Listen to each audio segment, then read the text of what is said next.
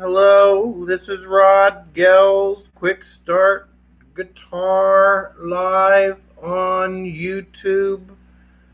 I'm told that the chat function is not working. So, anyway,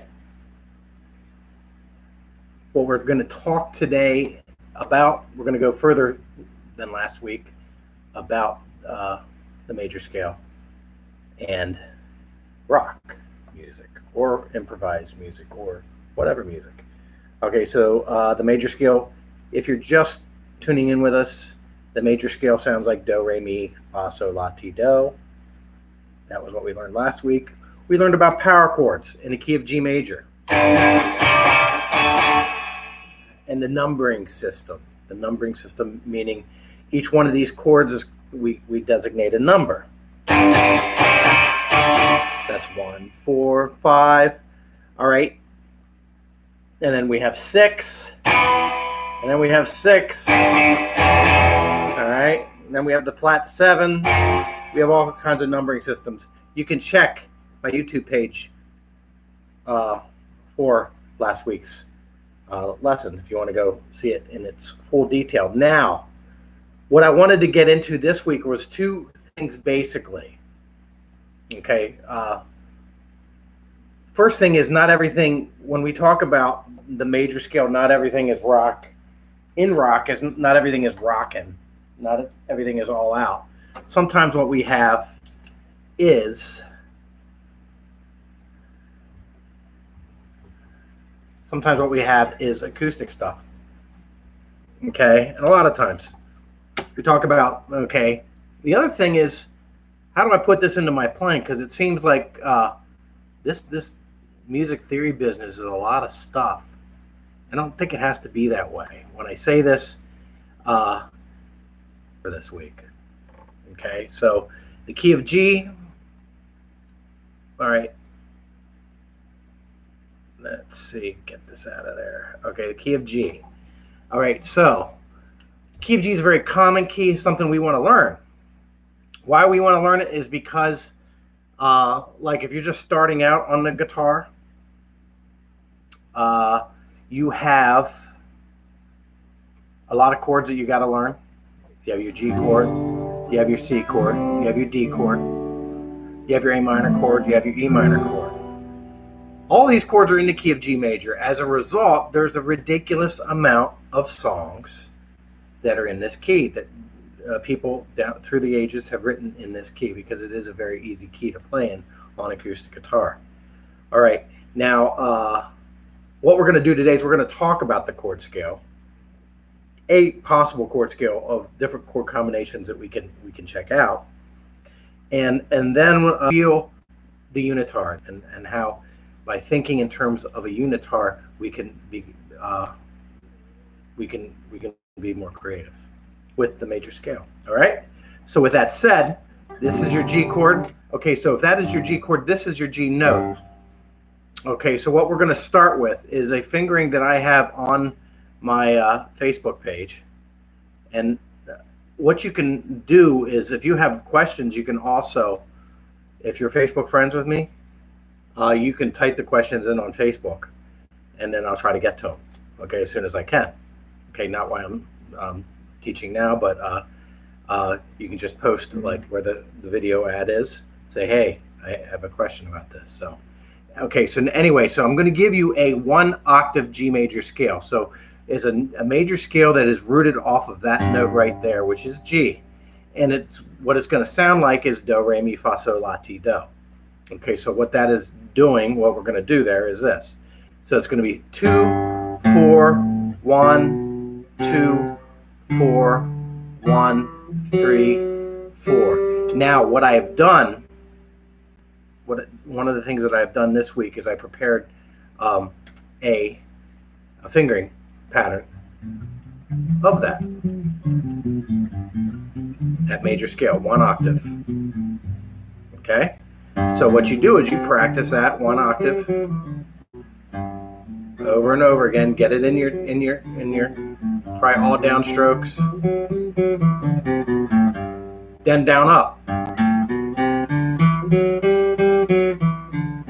Okay, now after that is kind of, you're kind of getting this down. What we want to do is we want to number those notes again. So this would be your 1, 2, 3, 4, 5, 6, 7, 1. So that's where your 1, your 4, and your 5 come from. Okay, now going into acoustic guitar, power chords are less common. What we have instead is a lot of open chords, but they're not necessarily open chords like I always liken it to like to the Crayola box. The Crayola box of the 8 crayons or whatever. That's like the G's, the C, the D, the E, the A. Some of these are going to be open chords, but they're going to be like, say, like for example, a little off the grid is going to be the C add 9 chord. All I'm doing is pulling down my second and first fingers down one string set, and that's a very common progression.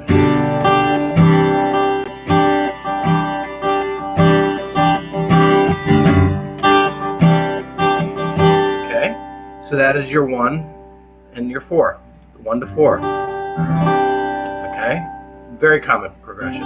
Now also, if I want to go to my relative minor, which is your 6, that would be your E. By keeping these 2 top G notes in there, that is one step cooler than just playing an E minor. So here's your G, here's your E minor. Okay.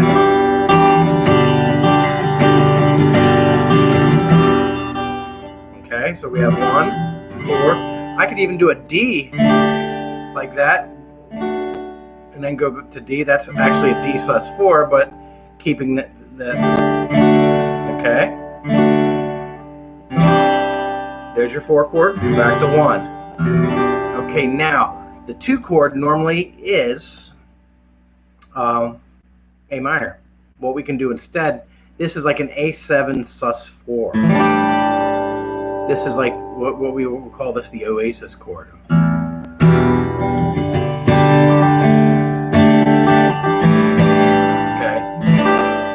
That chord right there, so it's going to be an open.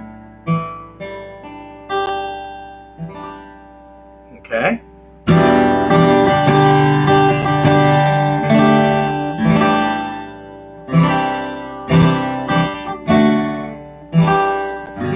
Okay, so that A thing there. Now, very rarely do we get, when we're playing this, I don't say rarely, sometimes it happens. It's not completely rare. But a lot of times we don't hit a B minor chord because, okay, for whatever reason, when you're playing acoustic guitar, a lot of people bypass that fingering. Okay, not always. But what they will do instead of is what is referred to as a G/B.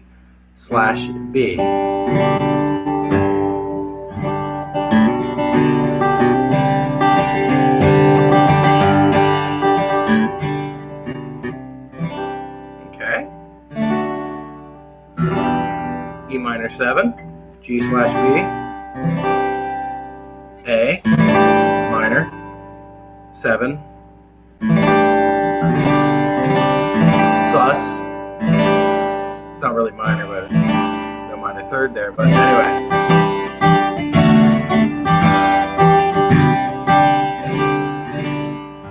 Now, if you ever wondered why guitar players why we work on G major so much is because there's so many songs that you've heard and you listen to that have these chords in it. So now another thing I'm thinking when it comes to acoustic guitar chords is when I'm moving from chord to chord, say if I want to go like E minor to C, I'm thinking about a scout finger. What that means is there's a common finger. When I move from E minor to C, there is a common finger. I think about these things because that's going to make my life easier. And I'm all for making my life easier and your life easier. Okay, there's E minor to C. I don't move my scout finger, my second finger.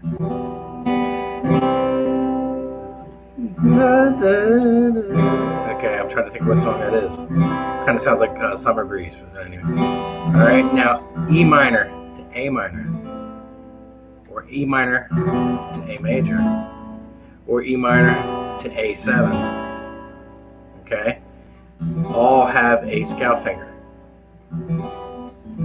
Okay. Okay, so now say if G to D, the scale finger would be our third finger.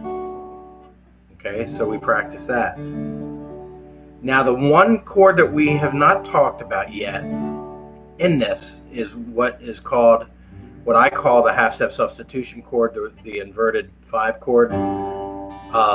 In music theory that we're all taught, the 7th chord is the diminished chord. So the one we learned last week, 1, 4, and 5, or those are your primary chords, which are major, and then the secondary chords are going to be E minor, C, or E minor, A minor, B minor. Okay, those are your secondary chords.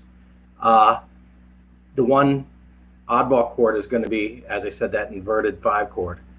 Okay, so the inverted 5 chord is what it is. It is a D/F sharp, which I finger 2 different ways depending on where I'm at. Sometimes I'll finger it like 1, fingers 1, 3, or 2 and 3. Okay. Now that that's called a D/F sharp chord.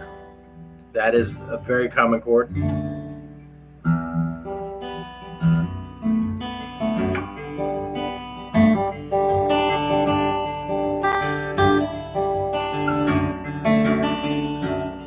You've heard it a lot, I'm guessing, if you listen to music.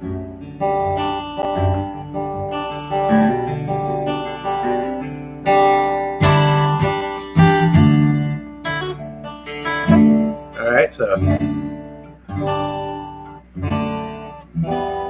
right, so that's a very common chord. So now, so what you want to do, if any of you have my QuickStart guitar book, at page 11, it has a whole bunch of songs that are using different combinations of the key of G major, from Bob Dylan to Pearl Jam, Semisonic, Van Morrison, lots of different artists. Green Day's in there.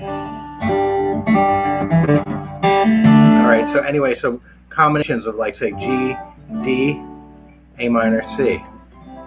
That is one such combination. Now, I'm going to give you something. We're going to talk about something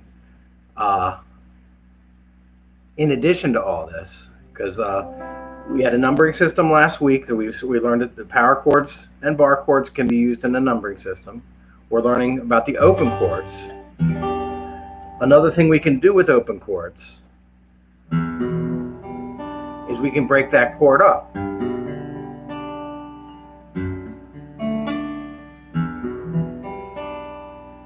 And all I'm doing is playing one note at a time.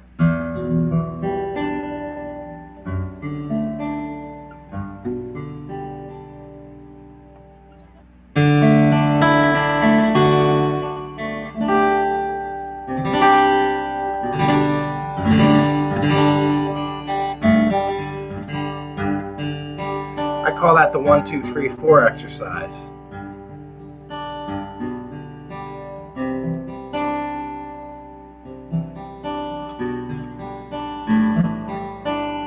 Okay, later on down the road, you can learn finger style. You can use your fingers. At this point, you want to learn to use your pick. Picks help us play with people better.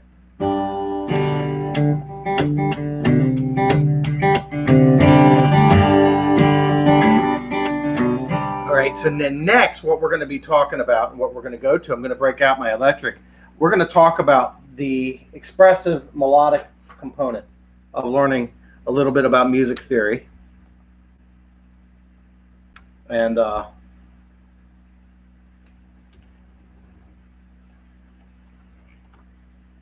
this is, when I say that, when I was a kid, all the stuff I liked were were like the Guitar Hero stuff, and I didn't think it would be possible to play any of that stuff.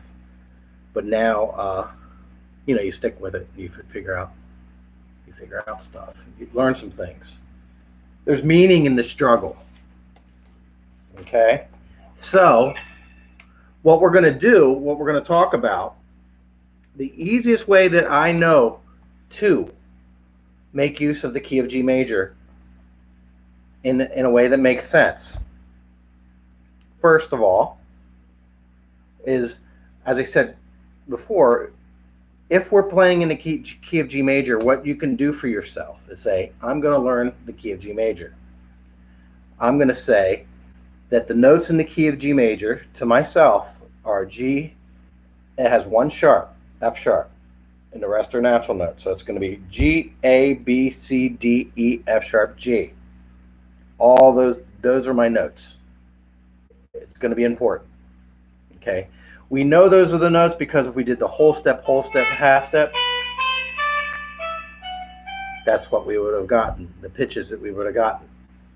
Now, you take that major scale, the next thing we're going to do to that is we're going to map it out on this on the high E string.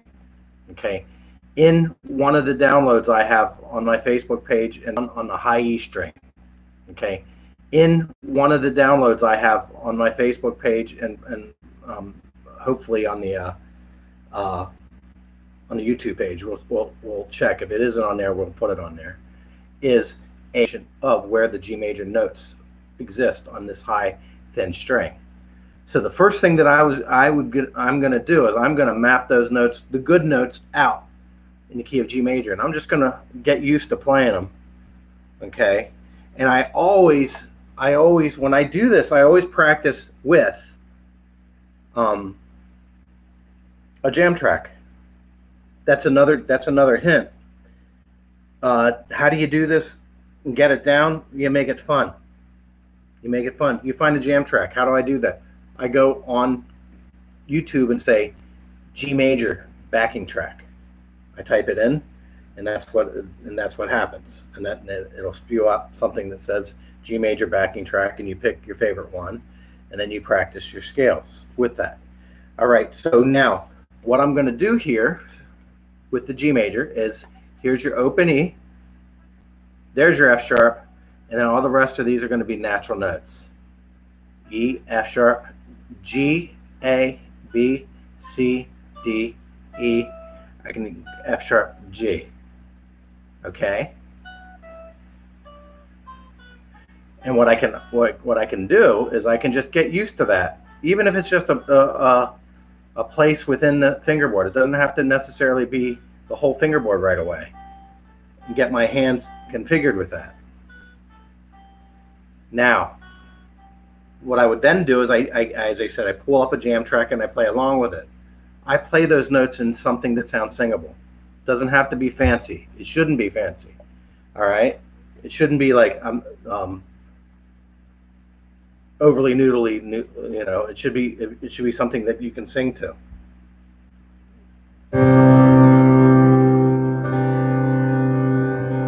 One finger at first.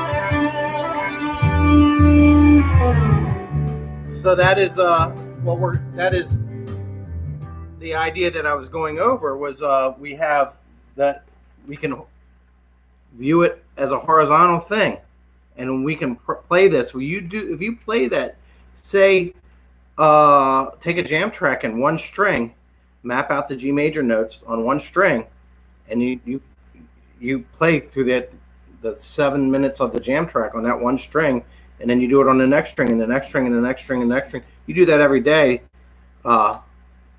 Practice becomes habit. Good practice becomes good habit. Not all habits are bad. So that gets you creating. And it's not, here the thing is, when I say dealing with major scales, I'm not saying play something that sounds like do, re, mi, fa, sol, la, ti, do, because that sounds like you're practicing scales. It doesn't sound like you're making music. So anyway, so that is the unitar, the one-stringed instrument, which we'll just say the first string. Let's start with that. And then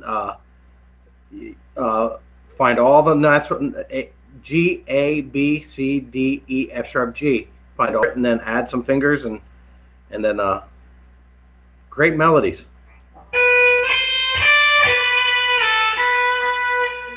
It can and should be easy stuff to start off with, because every great kind of guitar solo that we can think of at its core has something melodic holding it all together. Alrighty.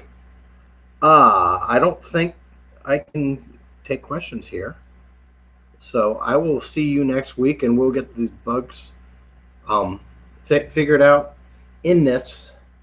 And if this is useful to you, please hit the like button, the subscribe button, and the notification bell. Tell your friends. This is a half hour a week or more. I can do more depending on questions. Tell your friends. Tell all your friends. This is a free service. Hope you got something out of it. Ask me questions. Link up with me on social media. Rod Gels signing out. QuickStart Guitar Live, April 13th, 2020. See you next week.